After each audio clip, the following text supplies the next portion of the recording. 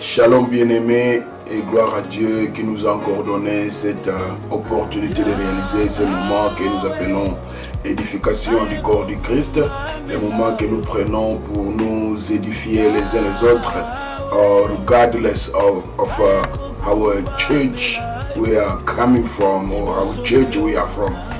Et c'est le moment que nous voulons prendre encore aujourd'hui pour partager ce que le Seigneur nous a mis à cœur. Et aujourd'hui, nous voudrions partager sur un passage qui se trouve dans Ésaïe. Le verset que nous allons vraiment essayer de partager pour plus de temps, ce sera le verset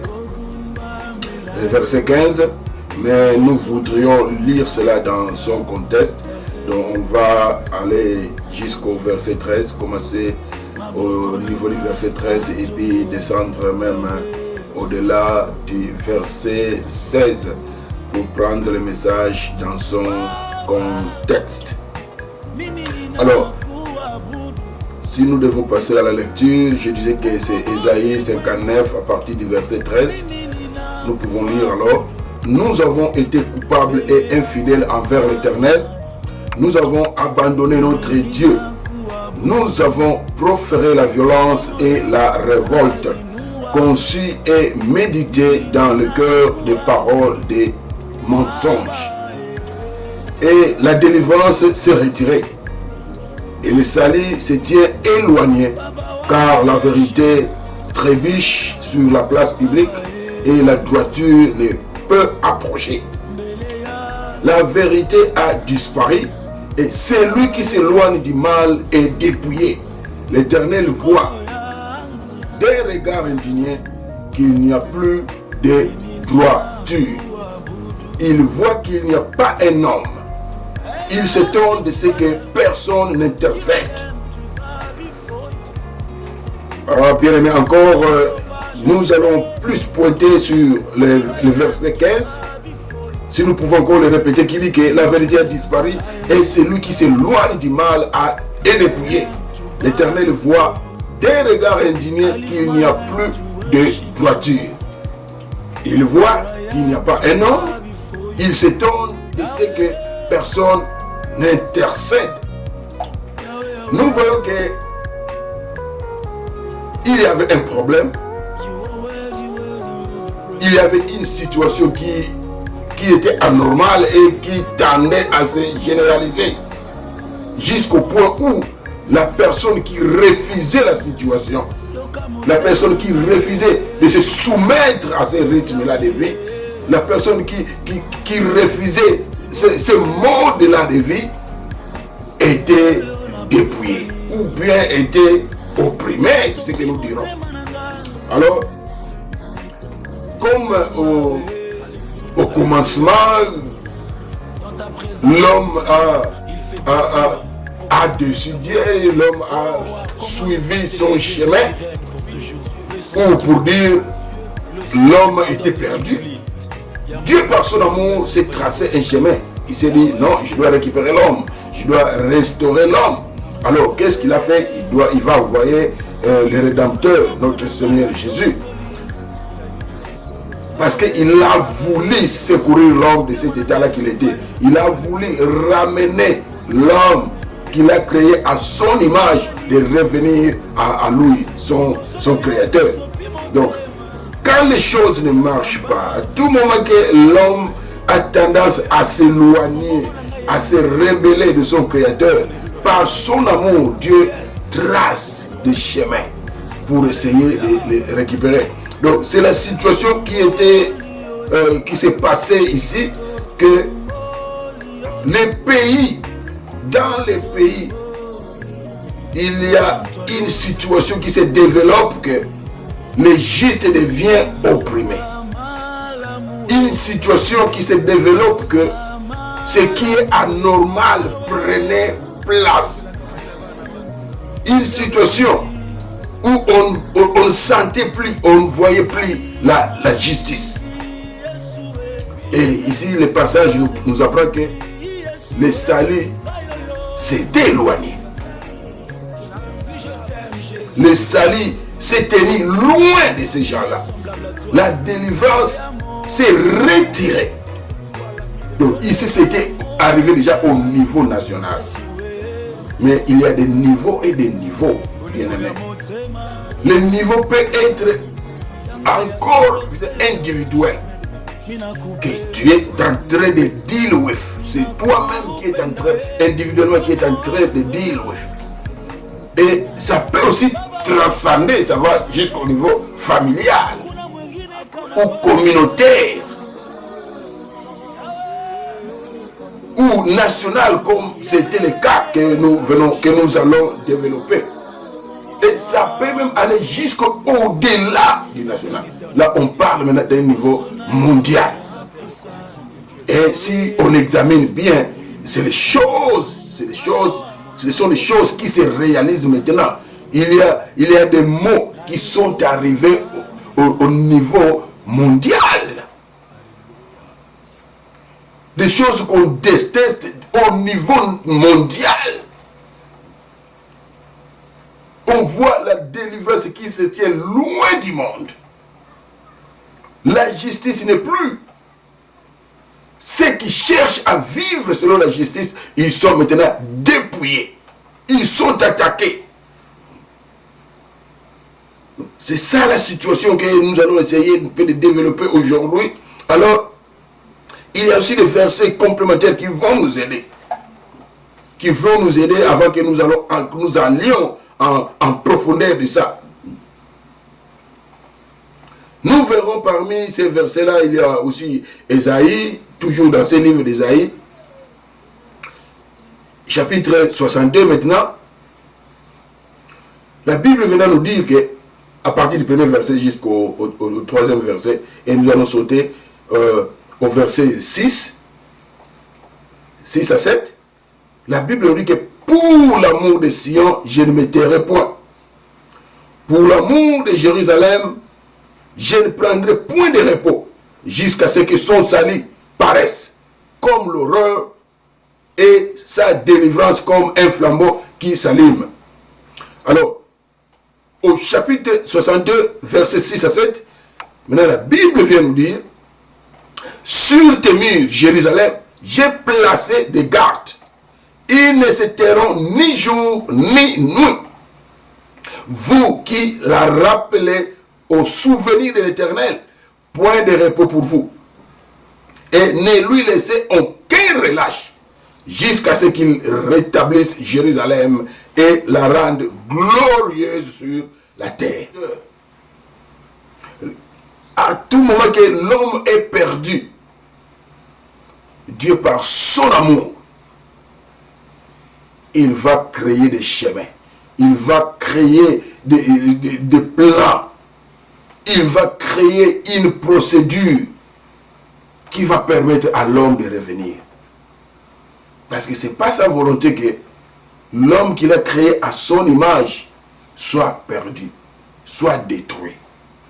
Alors, ici, Dieu a manifesté cette volonté-là, cet amour-là de voir Jérusalem être rétabli, de voir la délivrance, la justice revenir au milieu, près de ce peuple. Alors, bien aimé, je ne sais pas qu'est-ce qui est à quel niveau dans ta vie. Si nous devons commencer par un niveau individuel. Qu'est-ce qui ne va plus dans ta vie qui a fait que la délivrance s'éloigne de toi?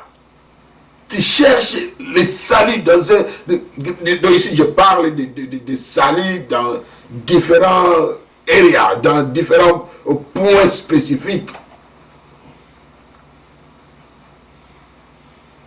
Que toi, tu ne trouves pas encore.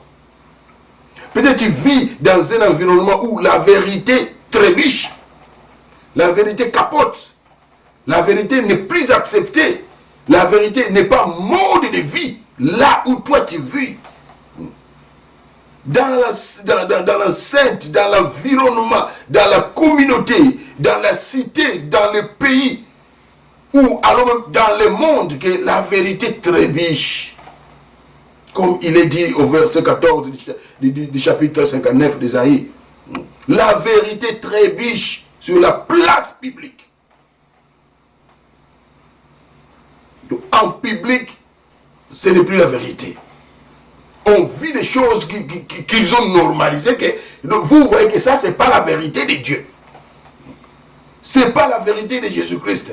Ce n'est pas la vérité à laquelle nous avons été appelés à appliquer.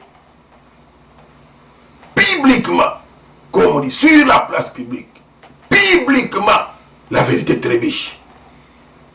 Et c'est lui qui s'éloigne du mal. Il est dépouillé. Là, c'est bibliquement. Alors, chaque fois que cela arrive à ce niveau-là,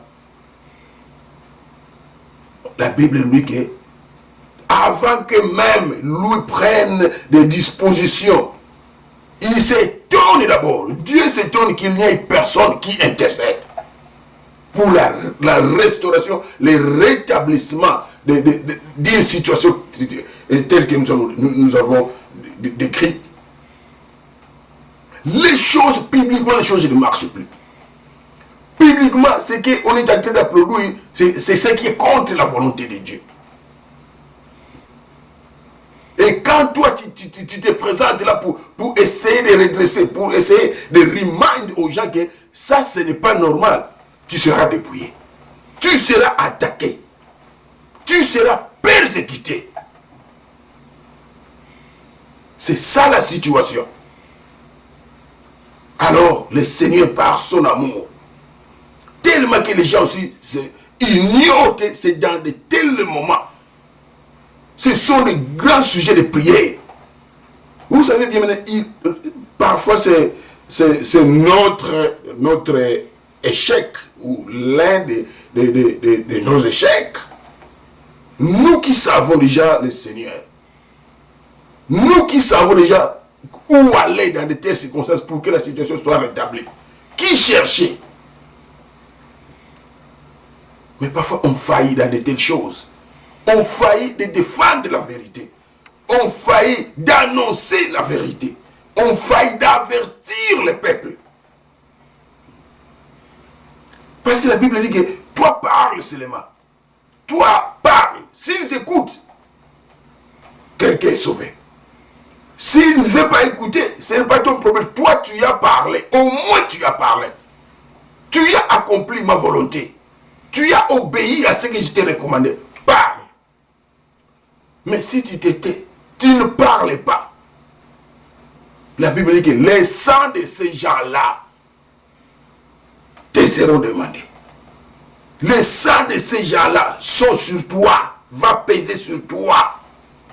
Parce que tu n'as pas parlé. Toi qui savais ce qu'il faudrait faire. Toi qui savais, toi qui as cette révélation-là, toi qui as cette lumière-là, tu savais que ça, ce n'est pas ce que nous sommes appelés à faire. Ça, c'est pas la... Voyez le danger de cette terre. Quand les choses ne marchent pas. Le danger de cette terre, quand on arrange, les gens s'arrangent à faire du mal. Le danger de cette terre, quand les gens sont persécutés, quelque part les gens sont mis au coin, quelque part les gens sont en train d'être torturés. Toi qui connais la vérité, toi que Dieu a ouvert les yeux, tu t'étais. La Bible dit que ce n'est pas en gardant silence que nous rendons justice. Il y a des circonstances que si tu t'étais, tu gardes le silence. That means you agree. La Bible dit, par la Bible dans le monde, il y a une déclaration que nous disons toujours, que qui ne dit mot consent. Quand tu ne dis quelque chose se passe. D'ailleurs, le monde même va jusqu'à dire que non-assistance d'une personne en danger. Quelqu'un est en train de périr. C'est ce que nous voyons souvent dans les rues. On est en train de tabasser une personne. Mais vous voyez des passants. Ils passent. Et chose grave encore, ils ne vont pas seulement passer. Parfois, ils vont commencer à filmer. ils prennent les iPhones, ils commencent à filmer ce qui se passe. La personne en train d'être tabassée, la personne en train de mourir. Ils filment, hein, ils mettent live au Facebook, ils envoient au Facebook, alors qu'ils pouvaient intervenir pour sauver la vie d'une personne. Voilà. Quand les choses anormales commencent à être acceptées publiquement, c'est le temps que les enfants de Dieu doivent s'élever. C'est le temps qu'on ne peut plus être silencieux. C'est le temps qu'on ne peut plus se taire. Si physiquement tu ne peux pas intervenir, alors que cela se passe, ou bien parce que tu es loin, tu n'es pas sur place, mais tu apprends que cela se passe, Samuel. Est-ce que entres-tu en prière? Voilà ce qui étonne plus Dieu. Voilà ce qui étonne plus Dieu. Il n'y a personne. La Bible le dit bien, verset 16. Dieu vit qu'il n'y avait personne. Et il s'étonne de ce qu'il n'y eut pas d'intercesseur. Il y a d'autres versets bibliques, il y a d'autres versions bibliques qui précisent qu'il s'étonne qu'il n'y eut pas d'intercesseur.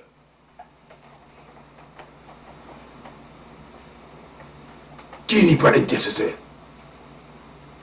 C'est pourquoi maintenant Dieu va s'élever lui-même pour prendre des initiatives. Pour distribuer les tâches.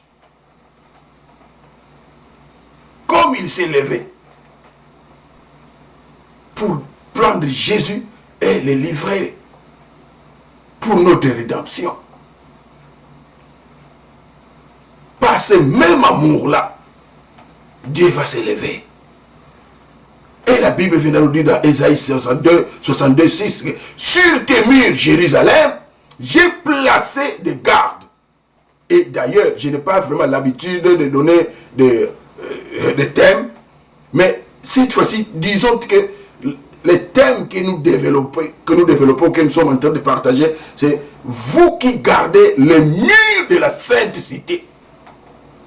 Vous qui gardez les murs de la sainte cité. Alors, retournons à notre passage de Ésaïe 62, 6.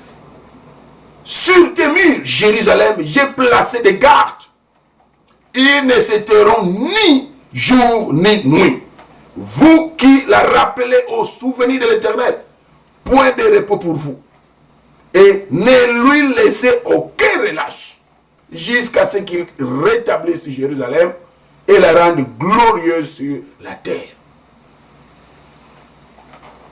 Voilà, Dieu prend action pour mettre des gens au travail, pour le rétablissement, la restauration de la situation qui était déplorable, qui était anormale, mais qui devenait acceptable publiquement. Voilà les dangers, bien-aimés. Quand nous commençons à vivre dans un monde où ce qui est anormal est promu, on promote ce qui est anormal, on supporte ce qui est anormal. Toi qui fais ce qui est normal, toi qui dis ce qui est normal, toi qui soutiens la justice, toi qui partages la vérité, tu n'es pas soutenu. Non seulement qu'on ne te soutienne pas ou qu'on te laisse libre de faire ce que tu fais, mais on te combat, on revient avec l'opposition, on revient avec des persécutions. Là, c'est un danger. Voilà pourquoi la Bible nous dit que c'est le moment de se réveiller. Bien-aimé, tu peux te dire que ce n'est pas ton affaire. Mais ça a des échelons. Ça a des niveaux. Quand les choses arrivent au niveau public, au niveau mondial, qu'on soutient ce qui est anormal, cela a vaincu des niveaux et des niveaux personnels. C'est parti du niveau personnel. Ça a passé du niveau communautaire. Ça a monté au niveau national. Et enfin, au niveau mondial. Qu'est-ce que toi, tu promouvois? qu'est-ce que tu promouvois dans ton cœur? Parce que c'est de l'abondance du cœur que parle la bouche, avant que tu en partages avec l'autre. Et cette personne-là aille en partager aussi avec une autre personne. Et cela n'arrive au niveau communautaire, parce qu'une personne a commencé à partager. Avant que cette personne partage, cela a rempli son cœur. Alors, qu'est-ce que toi tu es en train de promouvoir dans ton cœur? Qu'est-ce qui remplit ton cœur? La Bible dit que qui est vrai, honorable, juste, digne de louange, soit l'objet de votre pensée. Voilà là où commence le mal. Le cœur. Ce qui remplit ton cœur. Ce que toi tu promouvois dans ton cœur. C'est ça qui va tuer le monde demain. C'est ça qui va tuer la communauté demain. Il y a des communautés qui sont seulement restées des communautés de non. Communautés seulement de non. Mais rien n'est communautaire. Pourquoi? Parce que le cœur des gens sont remplis de ce qui ne glorifie pas Dieu, de ce qui ne peut pas unir. Alors, quand individuellement les gens vont ouvrir la bouche, qu'est-ce qu'ils vont partager? C'est la haine, c'est la division. Et cela devient acceptable au niveau de la communauté, ça monte au niveau des nations, ça monte, et jusque-là, ça va polluer le monde entier. Le monde entier maintenant est pollué. Pollué de haine. Des nations se lèvent contre d'autres nations. Pourquoi? Parce que cette nation-là ne nous aime pas. Pourquoi? Parce que tu ne peux pas laisser en paix quelque chose que tu n'aimes pas. Voilà. Tellement que ton cœur n'est pas rempli d'amour envers cette nation-là, tu vas commencer à souhaiter le mal pour cette nation-là. Tellement que ton cœur n'est pas rempli d'amour envers cette personne-là, envers ton prochain, tu ne vas rien souhaiter de bon pour cette personne, mais que du mal. Et cela va polluer petit à petit l'environnement, ça pollue petit à petit la communauté, ça monte jusqu'au niveau national, peut-être toute votre cité, au niveau national, au niveau mondial, et avant que vous le sachiez, la situation est maintenant inacceptable. Vous n'arrivez plus à contenir cette situation-là maintenant. Ni le gouvernement n'arrive à le contenir. Les pays divisés, des familles divisées, des maisons divisées, que les autorités maintenant placées pour diriger cette entité-là, ces entités-là, n'arrivent plus à contenir la situation. Alors, Dieu va s'élever. Et tellement que les intercesseurs pour nos familles sont silencieux, ou inactifs, les intercesseurs pour nos cités sont inactifs, les intercesseurs pour nos églises sont inactifs, les intercesseurs pour nos nations sont devenus inactifs, les intercesseurs du monde entier sont presque devenus inactifs. Cela étonne maintenant Dieu. Comme il est dit ici clairement. Dieu s'étonne qu'il n'y ait personne pour intercéder. Dieu s'étonne qu'il n'y ait aucun intercesseur.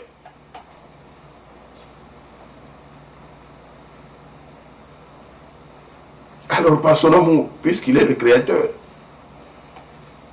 nous lui appartenons tous. Il est l'unique créateur.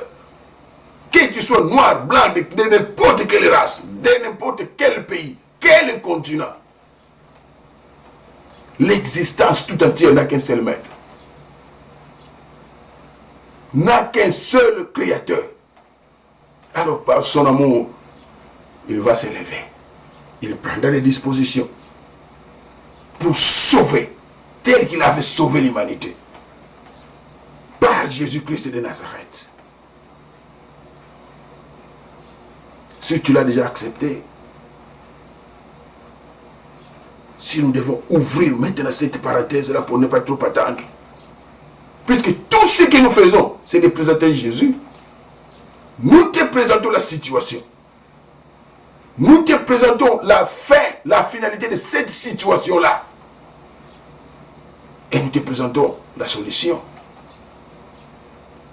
Qui est Jésus. L'as-tu déjà accepté, bien-aimé? Pour la restauration de ta personnalité, d'abord. Pour la restauration de ta famille. Pour la restauration de ta nation. Est-ce que Jésus est accepté? C'est lui la vie. C'est lui la solution.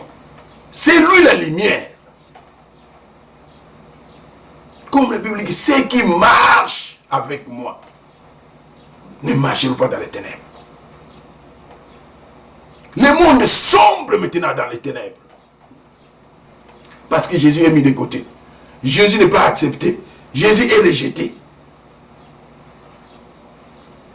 Quand on rejette Jésus, quand on refuse Jésus, on va promouvoir ce qui est l'opposé de Jésus. Ce qui est contraire à ce que Jésus nous présente. C'est ce que nous allons commencer à promouvoir. Tu ne veux pas te mettre au travail pour Jésus, tu te mettras au travail pour quelqu'un d'autre qui est l'opposé de Jésus. C'est ça.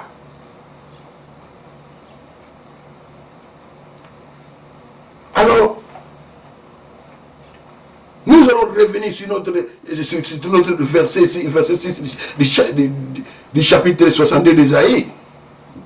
Dieu prend l'initiative. Il place maintenant des gardes.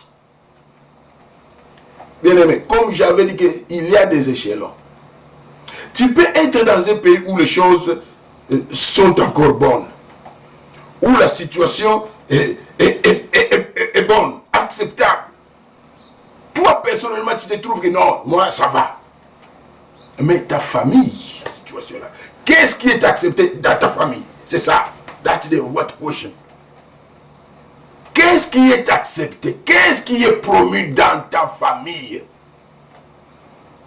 Est-ce que Dieu, quand il regarde ta famille, Dieu, quand il regarde ta communauté dans laquelle tu vis, Dieu, quand il regarde là où tu passes 8 heures de travail par jour, qu'est-ce qui est promu là-bas? Est-ce que c'est ce qui est accepté par Jésus? Ou alors la justice n'est pas aussi acceptée là où tu travailles, toi, enfant de Dieu. Donc, tu es quelqu'un d'autre, mais quand tu arrives là-bas, on te fait vivre ce qui n'est pas juste, ce qui n'est pas acceptable. Ou peut-être tu le fais aussi volontairement. Peut-être il y a des milieux, dès que tu y accèdes, tu n'es plus ce que tu es. Tu n'es plus la personne qui a reçu Jésus. Tu prends Jésus, tu mets de côté parce que tu veux promouvoir ce qui est promu là dans cet endroit-là. Un endroit où il n'y a pas de salut. Un endroit qui n'est pas sauvé. Donc qui n'a pas accepté Jésus comme le Seigneur et Sauveur. C'est là que tu passes ton temps. Maintenant, tu passes ton temps là-bas faisant quoi? Qu'est-ce que tu fais pour la restauration, le rétablissement de la situation dans ces milieux-là? Qu'est-ce que tu fais avant d'y aller?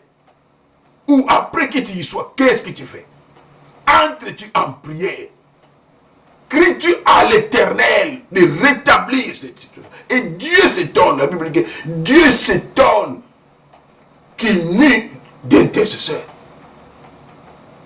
Il s'étonne qu'après avoir vu toutes ces circonstances, après avoir vu et vu toutes ces circonstances, tu as vécu cela. Tu y as assisté. Peut-être tu as participé. Mais qu'est-ce que tu fais? Tu es Dieu, la Bible dit que j'ai placé des gardes.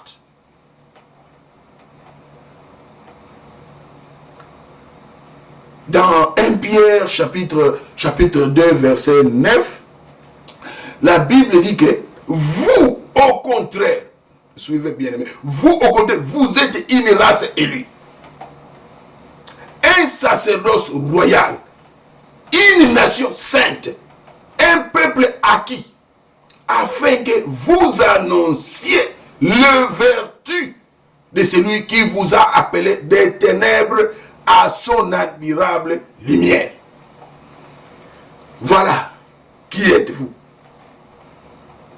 Voilà ce que vous êtes, bien-aimés. Race élue.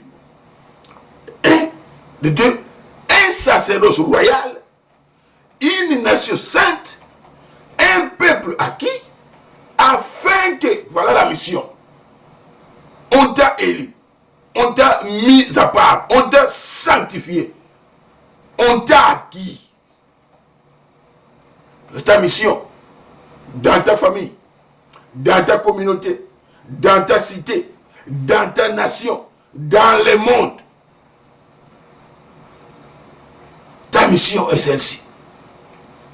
Afin d'annoncer les vertus de celui qui t'a appelé, des ténèbres à son admirable lumière. Qui est Jésus? La lumière du monde. Si tu marches avec lui, tu ne marcheras plus dans les ténèbres. Voilà, bien-aimé, c'est ta mission qui t'a été donnée, la mission qui t'a été assignée.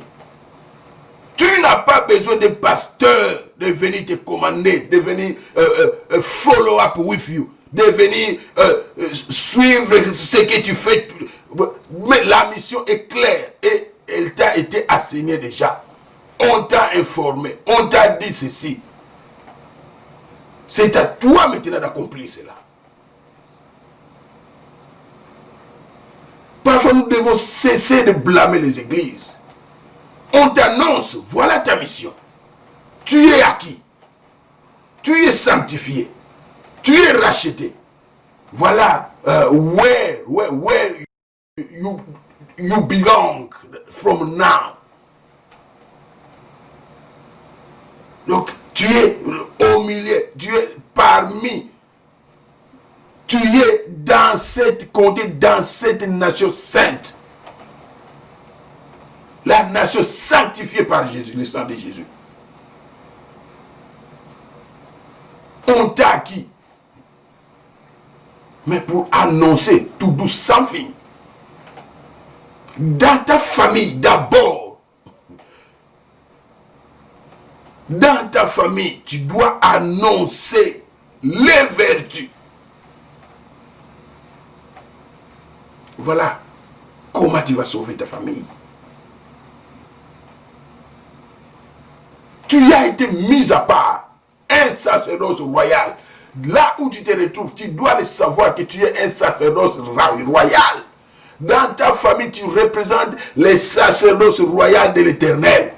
L'ambassadeur de l'Éternel, l'envoyé de l'Éternel dans ta famille d'abord, dans ta communauté, dans ta cité, la cité où tu vis, dans cette nation-là. C'est toi. Mais Dieu se donne. Bien qu'il t'ait choisi comme garde, comme la personne avec qui il veut collaborer avec pour sauver ton frère, sauver ta soeur, sauver ta mère, ton père, ton oncle, ta tante, ton cousin, ta cousine, pour sauver ton ami, your coworker, pour sauver la personne avec qui vous vivez dans cette cité-là. Mais toi, tu t'étais. Dieu s'étonne que tu t'étais. Au lieu de te taire, tu ne veux même pas t'arrêter là au niveau de tes terres, mais tu complotes. Tu complotes à faire souffrir ceux qui promotent la justice, ceux qui promotent la vérité, ceux qui sont en train de décrier le mal qui se font, qui se fait dans la communauté que vous vivez, dans les clics que vous vivez. C'est lui qui dénonce cela. Tu t'arranges avec les gens qui les font souffrir. Voilà. Si tu n'annonces pas la vérité, là où toi tu vis, dans le groupe que tu participes, dans les associations que tu participes, si tu as été envahi par la froideur d'annoncer la vérité, les vertus de l'Éternel qui t'a sauvé, arrête-toi tout simplement là-bas. Au lieu d'aller jusqu'au point, tu complotes maintenant contre celui qui s'est levé, contre celui qui s'est dit non, qui s'est déterminé, non, moi je vais annoncer les vertus de l'Éternel. Je vais annoncer les vertus de celui qui m'a sauvé. Et toi, tu te lèves pour s'opposer à cette personne-là. Pour commencer à combattre cette personne-là. Pour commencer à dépouiller cette personne-là. Vous voulez le voir à plat. Voilà. Dieu s'étonne. Bien-aimé, qu'est-ce qui étonne Dieu quand il te regarde? Pose-toi la question. Qu'est-ce qui étonne Dieu? Dieu, ton créateur, le souverain, qui t'a donné le souffle de vie, afin que tu ne sois à mesure de suivre ses messages. Qu'est-ce qui l'étonne? Demande-toi, quand tu fais ce que tu veux faire là, ce que tu planifies, ce qui remplit ton cœur, demande-toi, est-ce que Dieu va s'étonner de me voir faire ça, de me voir supporter ceci, de me voir promouvoir ceci? Qu'est-ce que ton argent promouvoit? Qu'est-ce que ton argent supporte? Tes influences. Pour influencer qui?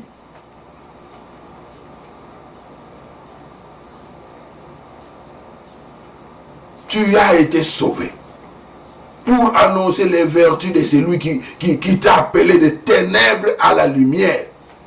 Tu dois influencer les gens positivement. Tes avoirs doivent participer à la promotion de la vérité. Mais tu cherches à t'enrichir, non pour promouvoir la vérité, non pour supporter la justice. Et parfois tu cherches même à t'enrichir en dépouillant les gens. C'est toi encore qui as été déjà racheté par le sang de Jésus. Mais c'est toi qui participes au dépouillement des gens, à l'appauvrissement des gens, aux misères des gens. Au lieu d'annoncer les vertus, au lieu de promouvoir la lumière, mais tu promouvois le ténèbre. Alors que Dieu t'a appelé.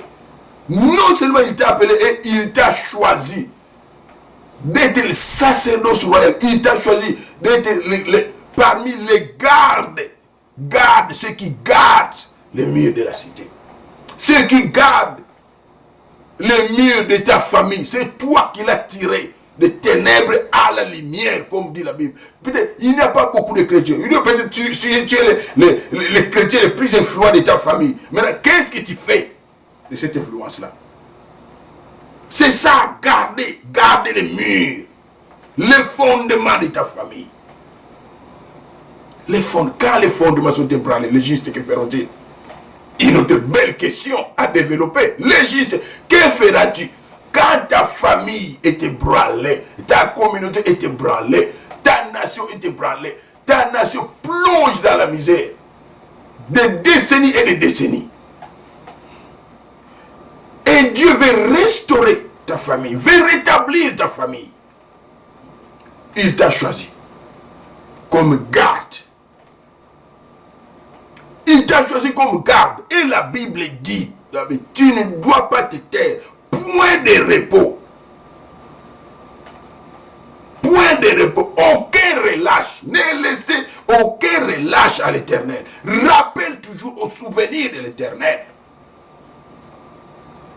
Point de relâche pour ceux qui sont placés comme gardes de la cité, gardes de la famille, gardes de l'Église, gardes de la nation. Mais depuis que tu as été choisi, depuis que Dieu t'a tiré des ténèbres, quels sont les avoirs? Quelle lumière tu as déjà introduit dans ta famille? As-tu déjà éclairé les membres de ta famille, bien-aimé? Sache que Proverbe vient de nous apprendre que dans verset 18, chapitre 18, verset 9, c'est lui qui se relâche dans son travail et frère de celui qui détruit. Puisque, pourquoi on dit ça? Puisque quand toi tu te relâches, ailleurs la Bible nous dira que ton ennemi le diable, qu'est-ce qu'il fait? Il rôde. Il rôde. Si on peut lire ça, c'est dans 1 Pierre 5, 8.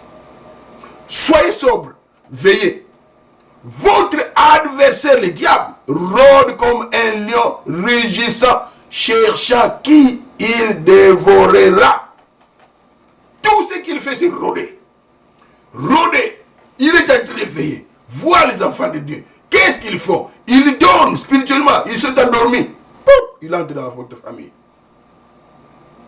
Il dévore. Et toi, qu'on a placé comme garde, messieurs l'intercesseur, messieurs le sacerdoce royal, les mis à part, l'élu de Dieu dans la famille, dans le relâchement. Le relâchement peut symboliser beaucoup de choses. Il est là dans le confort aux États-Unis, dans le confort en Europe, dans le confort en Asie. Il est là dans le confort avec ceux qui pillent le pays. Mais ta famille, tu t'es relâché dans la mission que l'Éternel t'a donnée. Tu es là à la poursuite des choses périssables, à la poursuite de la vanité. Tu es là dans le végétariat quelque part. Complètement dans le relâchement. Dans l'oubli de la mission que Dieu t'a assignée. Et pendant ce moment-là, le diable, les lions rugissants, les lions qui rôdent, pendant tout ce temps-là, il est en train de saccager, de dévaster ta famille, de plonger ta famille dans la misère, de plonger la cité dans les crimes, de plonger la nation dans la haine, dans la division, de plonger le monde dans les tueries, dans le racisme. Parce que les choisis de l'Éternel, les choisis de l'Éternel est dans le relâchement, est dans un confort quelque part. Un confort faisant ce qui n'est pas en train de promouvoir la vérité. Un confort qui fait qu'il est en train de promouvoir ceux qui vont même faire souffrir ceux qui se sont tenus pour défendre la vérité, pour annoncer la vérité, pour accomplir les vertus, les œuvres que le Seigneur a préparées, pour faire souffrir ceux qui travaillent pour le rétablissement de la situation. Choisis de l'Éternel. Où es-tu? Faisant quoi? Où es-tu choisi, mis à part, le sauvé de l'Éternel, le sacerdoce royal? Où es-tu et faisant quoi? Où es-tu avec la mission? À quel niveau tu te retrouves avec la mission qui t'a été assignée? La mission d'annoncer les vertus. Les vertus qui vont aider les gens de passer des ténèbres à la lumière. Où es-tu? Dans un confort quelque part? Dans la fatigue? Dans la poursuite des vanités? Où es-tu? En train d'amasser avec toute la magouille? Tu es là en train de profiter des faiblesses, des souffrances des nations, de l'ignorance des gens. Pour amasser pendant ce temps, alors que tu serais occupé à garder la cité, à garder ta famille, à garder ton âme, à veiller, à intercéder. La Bible dit, tu ne devais pas te taire jusqu'à ce que. C'est comme l'aveugle.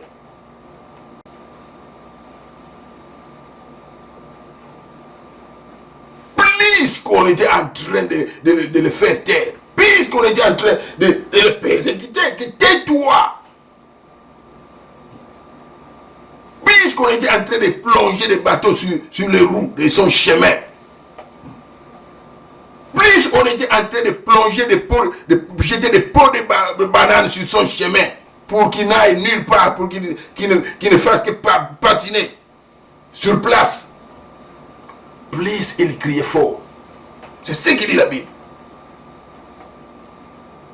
Plus il criait fort, fils de David, pitié, et pitié, fils de David. Voilà quelqu'un qui est sur son poste. Comme il est dit dans Habakkuk. Habakkuk veut dire que moi je me tenais sur mon poste, écoutant. Qu'est-ce que le Seigneur dirait? Il se tenait sur son poste. Bien-aimé, où est ton poste? Occupe-tu ton poste? Garde de la famille, garde de la cité, garde de la communauté, garde de la nation. Es-tu sur ton poste? Intercesseur, es-tu sur ton poste? Es-tu en train de veiller? Ou tu t'es déjà tué? On a Bible dit, ne point se taire jusqu'à ce que vous verrez la délivrance. Jusqu'à ce que vous verrez le rétablissement de la situation. Point de repos. Rappelez-vous, c'est lui qui se relâche et frère de celui qui détruit. C'est lui qui se relâche dans son travail et frère de celui qui détruit. Si tu as été choisi, tu as été assigné d'une mission, tu as été appelé, tu as été élu, tu as été mis à part, tu as été sanctifié, et que ne faisant pas la mission qui t'a été assignée, bien aimé, sache que c'est toi qui détruis l'endroit où tu te retrouves. Le silence est signe de participer à quelque chose. Tu te rends silencieux, tu participes au mal qui se passe, au mal qui se développe. Parce que tu n'as pas été appelé à te taire. Tu as été appelé à annoncer des vertus.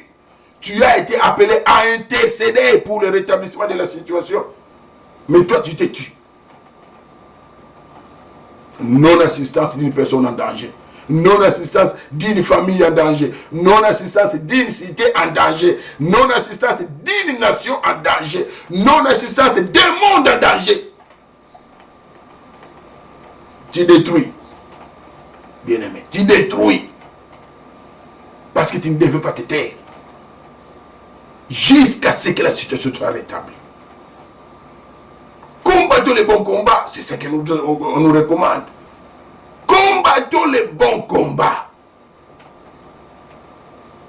Tu peux te retrouver dans un confort, bien-aimé. Comme les disciples, ils étaient dans une rive avec Jésus. Mais la Bible vient de dire, oh Jésus, si nous pouvons vite retrouver ça. Ah, voilà, c'est dans Marc 4, 35. Là, Jésus vient de dire aux disciples, il vit que, lisons cela, le soir venu, Jésus dit à ses disciples, passons sur l'autre rive. Passons, traversons sur l'autre rive. C'est le Seigneur. Il est Dieu. C'est lui qui connaît ce qui arrive. C'est lui qui connaît ce qui arrive, ce que tu vas traverser en étant sur place, là où tu es. Dans cette rive que toi tu es, que tu demeures, que tu t'es enraciné, dans le confort que toi tu te retrouves maintenant. Dieu t'appelle, lève-toi, traverse dans l'autre rive. Pourquoi? Parce qu'il a vu le soir venir. Le soir. evening. After evening, that's night. Après le soir, c'est la nuit. Et vous connaissez le symbole, ce qui représente la nuit quand on parle bibliquement. Dieu vient annoncer maintenant que le soir arrive. Bien-aimé, je te rappelle que le soir arrive. Et après le soir, c'est la nuit. Donc disons, la nuit arrive. Le soir arrive. Si tu ne traverses pas, la nuit viendra te trouver là où tu te retrouves. La nuit, c'est synonyme de sombre. Tout deviendra sombre. Tout deviendra sombre bientôt là où tu te retrouves. Et peut-être tout est déjà sombre là où tu te retrouves. Alors que Jésus t'appelle. Et par amour, il t'appelle encore. Il te demande encore de traverser. Fais cette traversée-là. Va sur l'autre rive. C'est là que la lumière se retrouve. C'est là que tu seras éclairé. Déracine-toi là où tu t'es enraciné là. Le soir arrive. Il fera sombre. La nuit va te retrouver là-bas. Si tu ne traverses pas. J'espère que tu es en train de capter le message qui est en train d'être annoncé maintenant. Le soir arrive. Il fera sombre là où tu es. Il fait déjà sombre. Par son amour, il vient te dire, traverse. Traverse avec moi. Quitte. On doit aller dans l'autre rive.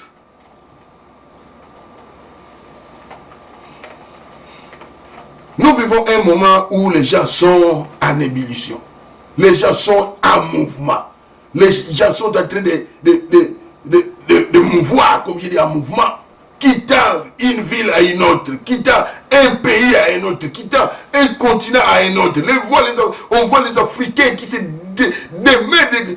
Ah, on apprendra même, on verra même que les Africains quittent l'Afrique à pied pour venir en Amérique. Parce que là où ils sont, on ne parle plus de l'humanité. Je dois traverser Agarago Samueres. Je dois traverser. Parce qu'ils ont vu que c'était sombre. Ceux qui étaient avertis, bien aimé, il faut savoir lire les signes du temps. Il y a des gens. Voilà pourquoi. Parce que la Bible dit que les pas des justes sont gouvernés par l'Éternel. Voilà pourquoi nous devons toujours laisser le Seigneur Jésus à tout instant, qu'il soit le maître, qu'il soit le décideur suprême dans ce que tu dois faire.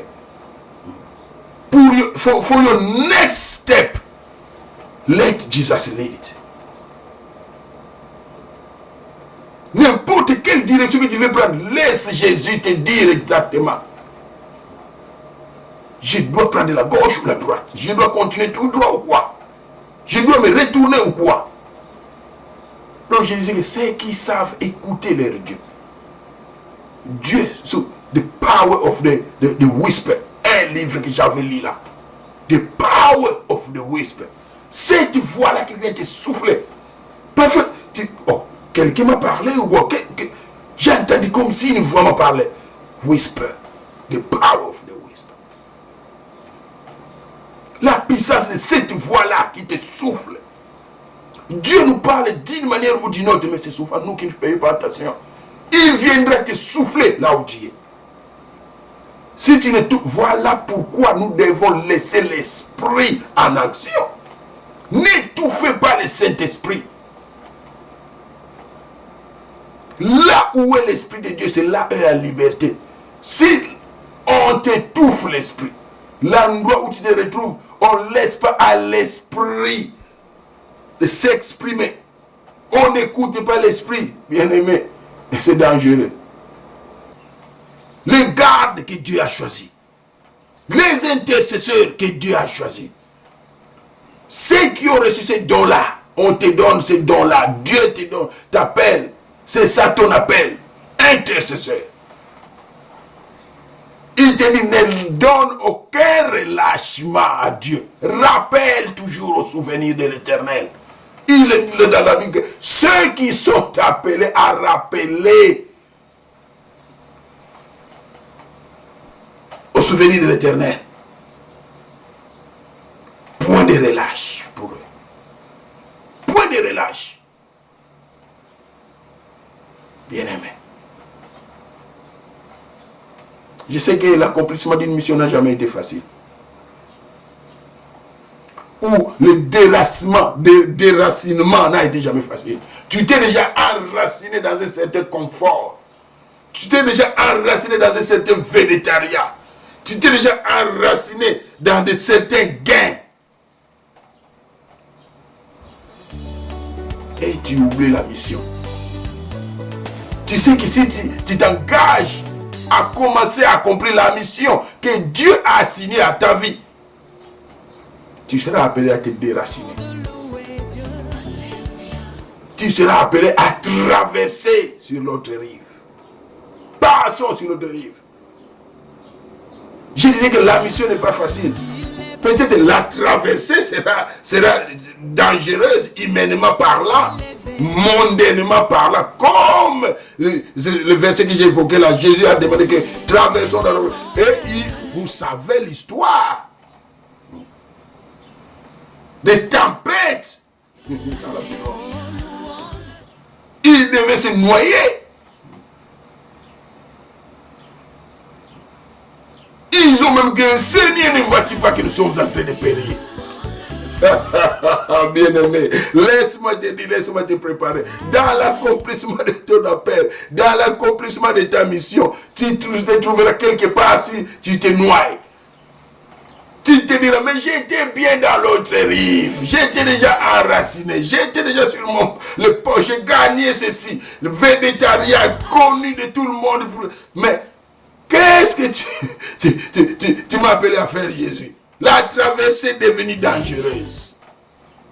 Mais il n'a pas dit que tu sombreras. Tu ne sombreras pas. C'est pourquoi il t'a demandé de traverser. C'est pour éviter de sombrer dans cette rive-là que toi tu étais enraciné. Où toi tu voyais que tout était déjà bien. Il n'a pas dit que tu périras. Mais il a dit, allons à l'autre rive. Il n'a pas dit que tu sombreras, bien-aimé. Aie confiance. C'est lui qui t'a appelé est juste. C'est lui qui t'a donné cette mission-là. Cette assignment-là est juste. Il ne commence pas pour abandonner. Il ne t'a pas appelé pour te laisser périr. Non. Il ne t'a pas appelé pour te laisser, pour te laisser perdre ton âme. Non. Il t'a appelé pour t'amener à l'autre rive. Where you will shine.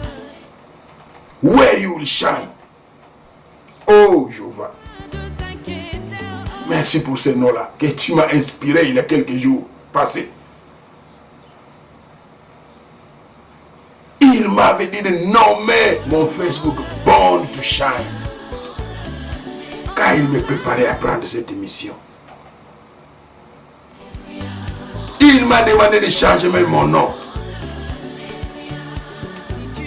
De first name. Tu dois devenir Abraham. Qui suis-je? Vase entre les mains de l'Éternel. Qu'il va donner la forme qu'il veut. Il me dit, éloigne ceci. J'éloigne cela de ma vie. Bien-aimé, où es-tu? Où es-tu? Accepteras-tu de traverser avec le Seigneur? Accepteras-tu de te déraciner, de perdre certains repères? Tu vas perdre ça parce que Dieu t'appelle quelque part autre. Dieu t'appelle dans une autre rive, une rive tout autre, qui n'aura rien de commun avec l'endroit qui est en train de sombrer maintenant. Si tu ne te lèves pas.